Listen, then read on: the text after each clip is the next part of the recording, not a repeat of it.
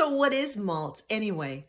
Well, remember that whiskey is made from grain, and grains are starches. Fermentation requires the presence of sugar. Grains are starches. How do you convert those grain starches to fermentable grain sugars? Well, to do this, they use something called barley malt. And I grew up thinking that malt was another kind of grain, thanks to that nursery rhyme that I hope a few of you still remember. This is the house that Jack built. This is the malt that lay in the house that Jack built. This is the rat that ate the malt that lay in the house, and so on and so forth. So I thought that malt was another kind of grain, but malt is just barley that's been allowed to sprout. And really, they can use any kind of cereal grain, but almost all the time they use barley. It's barley that's been allowed to sprout. And once it has just germinated, there are enzymes in that little seedling that can actually convert grain starches to fermentable grain sugars.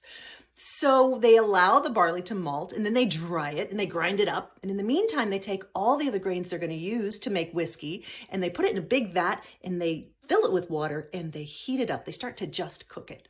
And you know how when you make oats in the morning, the starches leach out into the water, it gets all thick and goopy. Well, that happens to these grains too.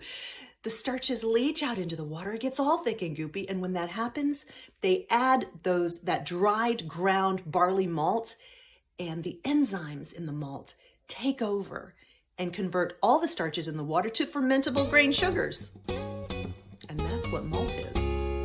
Now you know.